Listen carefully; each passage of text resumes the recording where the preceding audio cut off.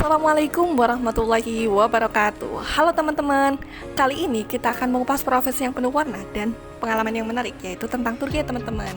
Dalam hal ini bukan hanya soal jalan-jalan, tetapi juga seni bercerita dan tentunya itu menghadapi tantangan yang unik. Oleh karena itu, siap untuk mendengarkan cerita seru dan inspiratif langsung dari ahlinya? Yuk kita mulai. Closingan.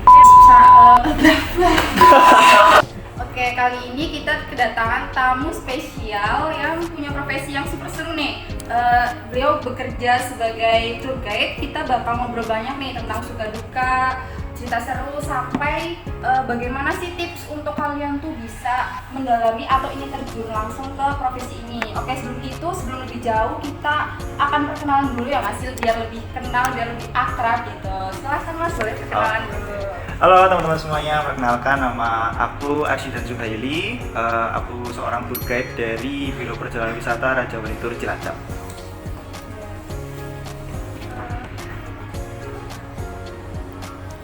Sebenarnya tugas utama seorang tour guide itu apa aja sih? Sama kalau lagi kerja tuh biasanya ngapain aja sehari-harinya?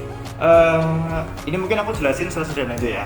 Jadi sebenarnya tugas dari tour guide itu adalah mengawal perjalanan baik individu maupun sekelompok orang yang tujuannya adalah untuk berwisata gitu. Jadi tugas dari tour guide itu sendiri adalah bertanggung jawab atas orang atau kelompok yang dibawanya untuk berwisata itu. Ya, bertanggung jawab dari apapun lah, mulai dari pemberangkatan ya, mulai dari yang di sananya di tempat wisatanya sampai kepulangan, termasuk bertanggung jawab atas keselamatan ya, bertanggung jawab atas kebahagiaannya juga gitu kan.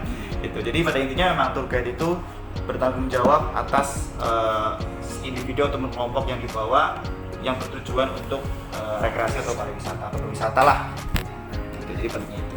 Kalau boleh tahu biasanya kayak misal dalam satu kunjungan wisata, misal kayak rombongan banyak, itu untuk tour guide-nya cukup satu atau beberapa orang? Sebenarnya ini kembali lagi ke kebijakan masing-masing biro perjalanan wisata. Cuman kalau di biro perjalanan wisata aku itu minimal satu bis itu kan kurang lebih ada 50 orang ya. Itu minimal banget itu ada 2 orang. Minimal ada 2 orang tour guide yang mendampingi gitu. Jadi bisa saling backup gitu. Nah, itu nanti tinggal dikalikan kita berangkat berapa bis misalnya gitu. Kita misal berangkat 5 bis gitu ya. Berarti nanti tour guide-nya ada 10 gitu. Nanti kan bisa bareng-bareng kerja, karena kan semakin banyak bis yang dibawa kan semakin banyak peserta juga. Jadi jarang sih kita berangkat cuma satu gitu dalam satu rombongan, kayaknya hampir nggak pernah lah. Biar Gitu gak sih. kewalahan ya. Betul. Jadi setiap pekerjaan kan pasti ada tantangannya ya. Kalau jadi tour guide itu apa aja sih tantangan yang sering kamu temuin? Tantangan seorang tour guide itu yang pertama jelas capek ya. Ibaratnya tour guide itu orang yang tidur paling terakhir dan bangun paling awal gitu. Betul. Ibaratnya seperti itu. Kayak kita harus memastikan tamu dulu, kayak tamu nyaman, aman gitu ya, segala macem, baru kita ngurus diri kita sendiri gitu. Dan kita ngurus diri kita sendiri pun juga nggak bisa nggak bisa kayak santai gitu. Kita harus cepet gitu, karena kita harus duluan daripada peserta gitu. Jadi itu sih yang pertama, capek ya, kendalanya capek. Terus yang kedua adalah kendala teknis di jalan gitu. Jadi kan kita kan kalau berwisata pasti kita berpindah dari satu tempat ke tempat lain kan. Nah, yang namanya jalan gitu kan atau kendaraan itu kan kita nggak bisa diprediksi. Misal kita udah kira-kira nanti dari titik A ke titik B 1 jam katakanlah. Tapi kan kita nggak tahu ada apakah di jalan itu ada macet atau ada apa, kan bisa jadi 1,5 jam, itu kan pasti berdampak ke objek wisata selanjutnya gitu, berdampak ke random yang udah dibuat. Jadi tantangannya itu sih lebih ke teknis. Terus kalau boleh tahu nih dari pekerjaan ini, sisi positif yang dapat diambil dari pekerjaan ini itu apa? Kayak kenapa pekerjaan ini tuh menyenangkan daripada pekerjaan yang lain? Oke.